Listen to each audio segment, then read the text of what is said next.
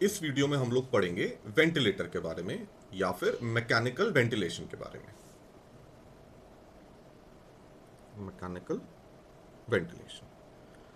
अब अगर किसी पेशेंट को ऑक्सीजन दी, बाईपेप लगाया, सीपेप लगाया, सारा नेबुलाइजेशन, सिरप्स, मेडिसिन, इंजेक्शंस, हर चीज के बावजूद अगर किसी का SpO2 या फिर सिंपल भाषा में ऑक्सीजन कम है, ऑक्सीजन की पूर्ति नहीं हो पा रही है और कार्बन डाइऑक्साइड बढ़ता जा रहा है, यानी कि लंग्स में कार्बन डाइऑक्साइड की मात्रा बढ़ती जा रही है और ऑक्सीजन की मात्रा कंटिन्यूसली कम होते जा रही है, या फिर 90, 88, 90 के बीच में जो टारगेट होता है अचीव करने का वो नहीं कर पा रहे हैं, तो पेशेंट को इमीडिएटली जान बचाने के लिए उसको वेंटिलेटर पे डाला जाता है। वेंटिलेटर पे डालने का मतलब होता है ये ईटी ट्यूब है जो कि मुंह के रास्ते से यहां ट्रेकिया तक डाल दी जाती है। इसके आगे यहां पे फिर लंग्स होते हैं। इस ईटी ट्यूब का जो ये पोर्शन है, एक पोर्शन तो चला गया लंग्स के अंदर, ये वाला जो पोर्शन है ये वेंटिलेटर मशीन है। ये वेंटिलेटर से कनेक्ट किया जाता है। ये जो दो ट्यूब्स आपको दिख रही हैं ये आगे जाके एक कॉमन ट्यूब बन जाती है और इस ट्यूब में अटैच कर दिया जाता है ईटी ट्यूब के बाहर वाले एंड को। अब ये जानना जरूरी है कि वेंटिलेटर कौन से पेशेंट को कौन सी सेटिंग में लगाना है, कब हटाना है और इसको हटाते कैसे हैं। तो इसके लिए हम लोग वेंटिलेटर के मोड्स पढ़ेंगे। वेंटिलेटर के मोड्स पढ़ने के पहले आपको ये पता होना चाहिए ऑक्सीजन सैचुरेशन सही रहे पेशेंट का और कार्बन डाइऑक्साइड बाहर आ जाए सारी। इन दोनों को अचीव करने के दो तरीके होते हैं, या तो प्रेशर कंट्रोल या फिर वॉल्यूम कंट्रोल। मतलब कि प्रेशर कि कितने प्रेशर से हवा जा रही है वेंटिलेटर में और वॉल्यूम कि कितनी हवा जा रही है वेंटिलेटर में, ये दोनों रेगुलेट करके हम जो हमारा टारगेट है पेशेंट की ऑक्सीजन बढ़ा के रखना और कार्बन डाइऑक्साइड बाहर निकाल लेना, ये हम अचीव करते हैं। जो प्रेशर कंट्रोल मोड्स होते हैं वेंटिलेटर के, उसमें प्रेशर को हम फिक्स कर देते हैं और वॉल्यूम हर ब्रेथ और हर पेशेंट टू पेशेंट और हर ब्रेथ टू ब्रेथ वेरी करता है। जब प्रेशर कंट्रोल होता है तो वेंटिलेटर को इस बात से मतलब नहीं होता कि कितना वॉल्यूम जा रहा है और कितना नहीं जा रहा है। वेंटिलेटर को बस इस बात से मतलब है कि इतना प्रेशर अगर सेट करा है मशीन में तो मैं उतने प्रेशर पे हवा पुश कर दूं। तो pressure is fixed and volume varies patient to patient and breath to breath. और जो वॉल्यूम कंट्रोल होता है इसमें वॉल्यूम को फिक्स कर देते हैं, लेकिन जो प्रेशर होता है ये वेरी करता है। ये भी ऐसे ही पेशेंट टू पेशेंट और ब्रेथ टू ब्रेथ वेरी करेगा। तो याद रखने के लिए प्रेशर को कंट्रोल करा तो प्रेशर फिक्स्ड है और वॉल्यूम को कंट्रोल करा मशीन में तो वॉल्यूम को फिक्स कर दिया, बाकी सारी चीजें वेरी करती रहेंगी। ठीक है। अब जो पहला मोड होता है वेंटिलेटर का उसको बोलते हैं CMV। CMV का मतलब होता है कंटिन्यूअस मैंडेटरी वेंटिलेशन।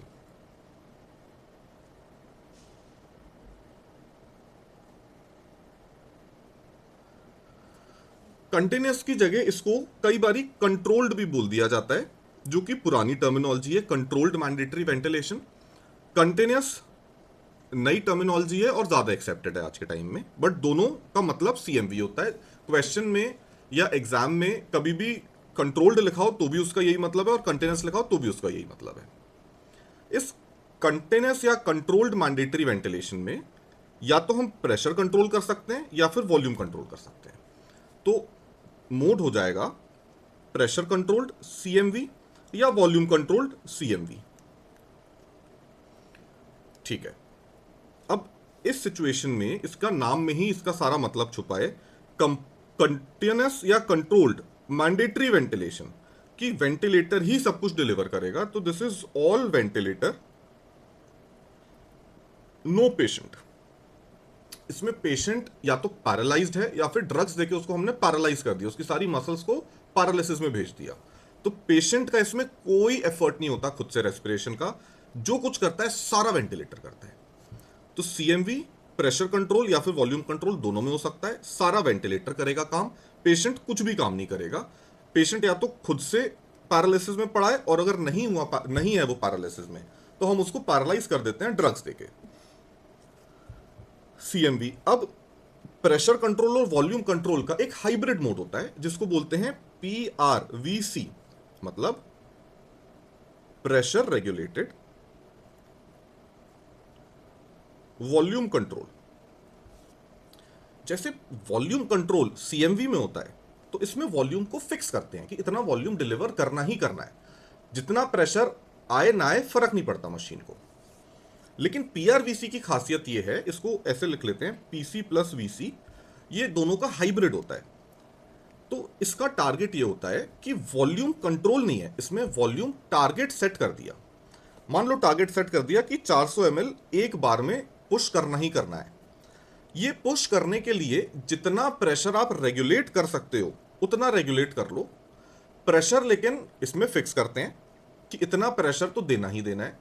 तो उस प्रेशर को अचीव करने के लिए और उस वॉल्यूम को अचीव करने के लिए ये एक टाइप से थोड़ा इंटेलिजेंट तरीका है वेंटिलेशन का। इसमें वेंटिलेटर का खुद का थोड़ा सा दिमाग या खुद का सॉफ्टवेयर या खुद का वो एक थेरेपिस्ट के जैसे एक्ट करेगा, और प्रेशर को रेगुलेट करते करते एक जो फिक्स्ड हमने वॉल्यूम उसमें सेट करा है वो अचीव कर लेगा। जब वेंटिलेटर सबसे पहले लगाते हैं किसी भी पेशेंट को, तो सबसे पहले या तो सीएमवी मोड लगाया जाता है या पीआरवीसी मोड लगाया जाता है। इन दोनों मोड्स में सारा काम वेंटिलेटर करेगा, पेशेंट कुछ काम नहीं करेगा। पेशेंट का कोई एफर्ट नहीं होता है, और अगर खुद से एफर्ट आ भी रहा होता है तो उसको पैरालिटिक एजेंट देके उस एफर्ट को खत्म कर दिया जाता है। अब इसके बाद एक बहुत इंपॉर्टेंट मोड है एसआईएमवी। एसआईएमवी के पहले एसी यानी कि असिस्टेड कंट्रोल, या इसको एसीवी भी बोल देते हैं, असिस्टेड कंट्रोल वेंटिलेशन।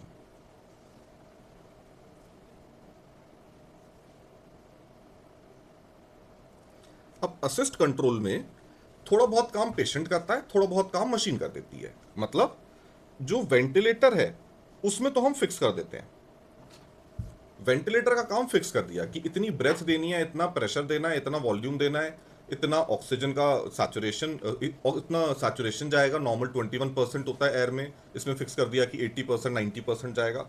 तो ये तो हमने फिक्स कर दिया, लेकिन इसमें पेशेंट का खुद का एफर्ट रहता है, और जो एफर्ट रहेगा पेशेंट का ये इसको असिस्ट कर देगा। दूसरा होता है एसआईएमवी। एसआईएमवी मोड में का मतलब होता है सिंक्रोनाइज्ड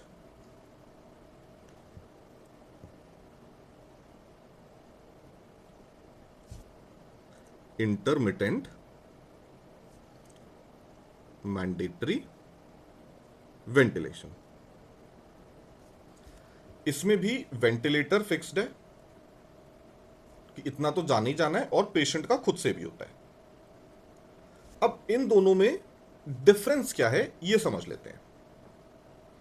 तो मान लीजिए ये वेंटिलेटर का फिक्स्ड सांस लेने का पैटर्न है जो हमने वेंटिलेटर में फिक्स कर दिया। इसको मैं बोलते बोलते आपको बता देता हूं। ये इंस्पिरेशन, ये ब्रेथ होल्ड किया, ये एक्सपिरेशन, फिर इंस्पिरेशन, ये थोड़ी देर रुका, एक्सपिरेशन, इंस्पिरेशन रुका, एक्सपिरेशन, इंस्पिरेशन रुका, एक्सपिरेशन। मान लीजिए इस फ्रीक्वेंसी पे वेंटिलेटर काम कर रहा है। अब असिस्ट कंट्रोल, असिस्ट कंट्रोल में इसके नाम में ही है कि इसको कंट्रोल करना है।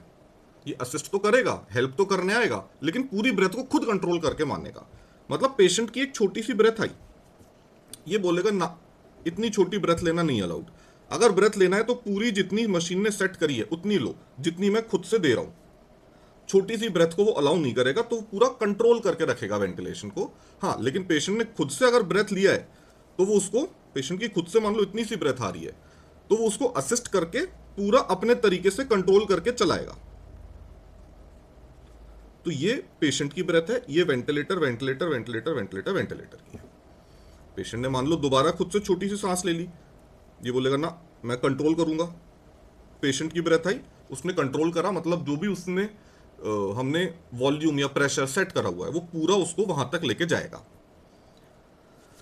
जैसे हमने इसमें पढ़ा कि सीएमवी में प्रेशर कंट्रोल वॉल्यूम कंट्रोल होता है, ऐसे ही असिस्टेड कंट्रोल में भी पीसीवीसी होगा, एसआईएमवी में भी पीसीवीसी होगा। वो कौन सी डिसीज है, क्या टारगेट है, क्यों लगाया गया है वेंटिलेटर, उस पर डिपेंड करेगा प्रेशर कंट्रोल पे डालना है या वॉल्यूम कंट्रोल पे। वापस आ जाते हैं एसी में, मतलब असिस्टेड कंट्रोल में, कि पेशेंट खुद से ब्रेथ अगर लेगा तो वेंटिलेटर में जो सेटिंग्स हैं कि एक ब्रेथ में इतना वॉल्यूम इतना प्रेशर जाना चाहिए, वो उसको पुश करके मानेगा। पेशेंट का छोटा सा ट्रिगर आएगा तो उसी में ये पुश कर देगा कि इतना एयर और इतना प्रेशर पे और इतना वॉल्यूम जाना ही जाना है। लेकिन अगर आप सेम चीज एसआईएमवी में देखोगे तो एसआईएमवी में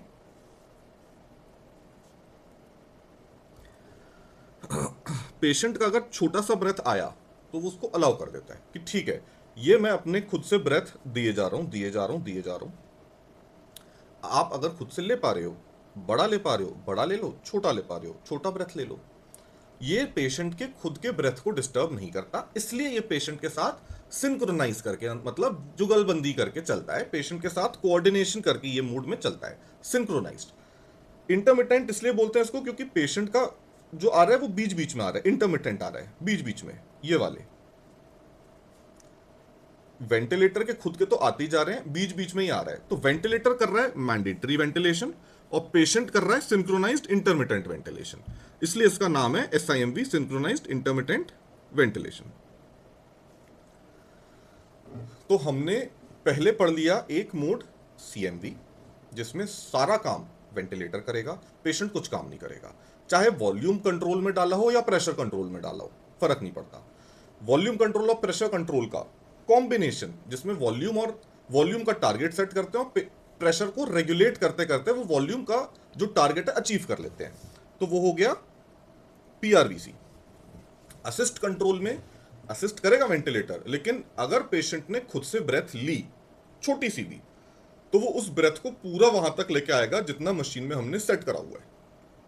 एसआईएमवी में पेशेंट को अलाउ किया जाएगा कि हाँ, वेंटिलेटर तो चलो मान लो 1 मिनट में 16 ब्रेथ दे रहा है, लेकिन पेशेंट ने खुद से अगर 4 ब्रेथ ले ली तो टोटल 20 ब्रेथ ले ली, तो वो 4 ब्रेथ पेशेंट की वो अलाउ करेगा। जब वेंटिलेटर लगाते हैं तो सीएमवी मोड पे लगाते हैं या पीआरवीसी मोड पे लगाते हैं, और जब वेंटिलेटर हटाना होता है तो उसको एसी पे लाते हैं पहले।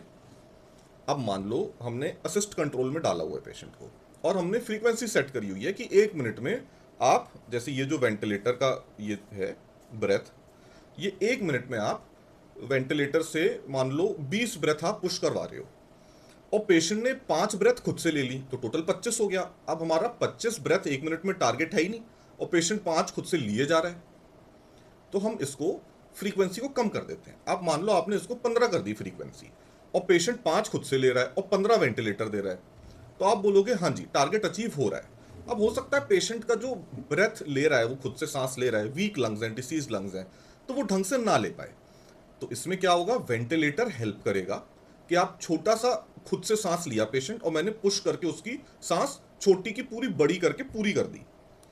लेकिन अगर पेशेंट भी खुद से ढंग से सांस ले पा रहा है तो असिस्ट कंट्रोल से इसको हम एसआईएमवी में डाल देते हैं, मतलब मोड चेंज कर देते हैं, क्योंकि हमें एसआईएमवी में ये कॉन्फिडेंस है कि 15 मशीन दे रही है और 5 पेशेंट खुद से ले रहा है, तो ये जो ब्रेथ ले रहा है ये उतनी ही है जितनी मशीन दे रहा है, या हो सकता है उससे थोड़ी ज्यादा ही ले ले।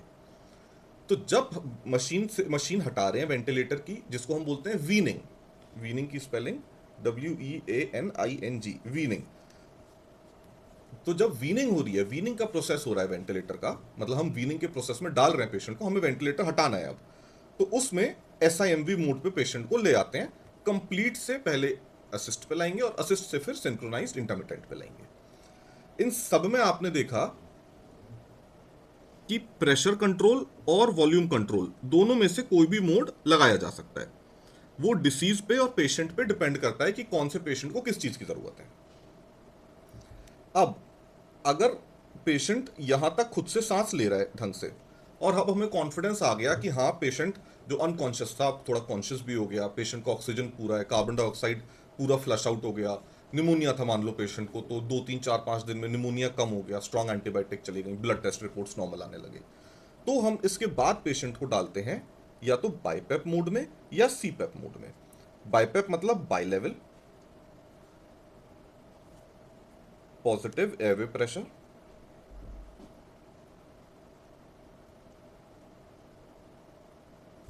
सीपेप मतलब कंटिन्यूस पॉजिटिव एयरवे प्रेशर। अब इसमें वॉल्यूम कंट्रोल का कोई रोल नहीं होता, खाली प्रेशर देंगे, और इसमें वेंटिलेटर कुछ नहीं करेगा। वेंटिलेटर बस प्रेशर सपोर्ट देगा, पॉजिटिव एयरवे प्रेशर का एक सपोर्ट देगा। इसमें ऑल पेशेंट है। ऑल पेशेंट मतलब अगर पेशेंट 1 मिनट में 20 बार सांस लेना चाहे तो 20 बार ले ले, 50 बार लेना चाहे 50 ले ले, और नहीं ले पा रहा 10 बार ही ले पा रहा है तो 10 बार ले। वेंटिलेटर का इसमें कोई काम नहीं है। वेंटिलेटर फ्रीक्वेंसी कितनी है रेस्पिरेशन की, कितनी सांस ले पा रहा है पेशेंट एक बार में, उस पर कोई कंट्रोल नहीं है, और वेंटिलेटर कुछ नहीं करता इस मोड में। तो ये मोड तब लगाया जाता है जब पेशेंट खुद से सांस ले पाए, कम से कम 12 से 16 सांस तो वो ले, जो कि नॉर्मल रेस्पिरेशन होता है। मोस्टली पेशेंट अगर वेंटिलेटर डला हुआ है, पेशेंट को ईटी ट्यूब डली हुई है, तो 20 सांस अगर खुद से ले रहा है तो मोस्टली हम लोग बाईपैप या सीपैप मोड में पेशेंट को फिर ट्रायल देते हैं 2-4 घंटे के लिए, ये देखने के लिए कि पेशेंट की खुद की सांस कितनी आ रही है, और खुद की सांस लेके वो ऑक्सीजन सपोर्ट पे खाली और प्रेशर सपोर्ट पे खाली अपना ऑक्सीजन मेंटेन कर पा रहे हैं, सैचुरेशन। और बाई लेवल के बाद डाल देते हैं सीपैप पे। अब बाई लेवल और कंटिन्यूस के बाद जो ये वेंटिलेटर की ट्यूब है, ये वाली, ये हटा दी जाती है, और इस एंड पे सिंपल एक ऑक्सीजन, जिसको टी पीस कहते हैं, जैसे ये ईटी ट्यूब है तो इसके ऊपर एक ऐसा टी पीस होता है, इसको टी पीस कहते हैं क्योंकि ये टी शेप का होता है, ये लगा दिया जाता है। एक तरफ ऑक्सीजन होती है, दूसरी तरफ से एयर आती है। पेशेंट अगर सांस ले रहा है तो ऑक्सीजनेटेड एयर उसके अंदर जा रही है। अभी वेंटिलेटर हटा दिया, खाली ऑक्सीजन पे पेशेंट, वो इतना वॉल्यूम और प्रेशर अगर खुद से बना पाए और 1 मिनट में 15-20 सांस ले पाए, और खाली ऑक्सीजन के सपोर्ट से अपना ऑक्सीजन सैचुरेशन मेंटेन कर पाए, और कार्बन डाइऑक्साइड भी फ्लश आउट होती जा रही है। कार्बन डाइऑक्साइड नापने का तरीका होता है एबीजी, आर्टीरियल ब्लड गैस। तो एबीजी नाम की जांच कर लेते हैं, और फिर अगर टीपीस पे पेशेंट सही रहता है तो इसको वेंटिलेटर को हटा दिया जाता है। मतलब ईटी ट्यूब को, वेंटिलेटर तो पहले ही हट गया, ईटी ट्यूब को हटा दिया जाता है। ईटी ट्यूब आगे ये जो कफ होता है इसको डिफ्लेट करते हैं और ईटी ट्यूब पुल कर लेते हैं ताकि पेशेंट खुद से सांस ले पाए। अब पूरे मैकेनिकल वेंटिलेशन में हमने कई बार बोला कि हम पैरालाइज कर देंगे पेशेंट को, तो आपको ये पता होना चाहिए 2 चीजें होती हैं, एक होता है सिडेशन, एक होता है मसल पैरालिटिक्स। मसल को पैरालाइज करने के एजेंट्स। तो 2 टाइप की दवाइयां दी जाती हैं। सिडेटिव मतलब बेहोश करने वाला, मतलब ये पेशेंट को अनकॉन्शियस कर देगा, पेशेंट बेहोश रहेगा, तो पेशेंट को याद नहीं रहता, वरना वो इतनी बड़ी ट्यूब देख के और मशीन देख के पेशेंट हमेशा घबराता है और अगेंस्ट वेंटिलेटर सांस लेता रहता है। तो पेशेंट को सिडेट करना या फिर अनकॉन्शियस रखना जरूरी है। और दूसरा होता है मसल्स को पैरालाइज करने वाले एजेंट, मतलब अगर मैं बेहोश भी हूं तो सांस तो मेरी खुद की चल रही है, तो खाली सिडेट करके पेशेंट खुद की सांस लेता रहता है। तो बेहोश करने के बाद एक दवाई और दी जाती है, एक इंजेक्शन और दिया जाता है, जिससे मसल्स पैरालाइज हो जाती हैं, तो पेशेंट का खुद का रेस्पिरेशन यहां पे खत्म हो जाता है। तो मसल पैरालिसिस ऐसा होता है कि पेशेंट खुद से अब सांस नहीं ले रहा और सारा काम वेंटिलेटर की मशीन कर रही है। तो इसलिए जो इसको पढ़ाने के वक्त बार बार बोल रहे थे, सीएमवी और पीआरवीसी में सारा वेंटिलेटर करता है काम और पेशेंट खुद नहीं करता। ये जरूरी नहीं है कि देना ही देना है। अगर कोई पेशेंट पहले ही, मान लो ब्रेन इंजरी का पेशेंट है या सीवीओ हो गया, उसको बहुत बड़ा ब्रेन के अंदर नस फट गई और ब्लीड कर गया, तो ऐसी सिचुएशन में वैसे ही पूरी बॉडी पैरालिसिस में चली जाती है और कई बार रेस्पिरेशन पेशेंट का रुक जाता है।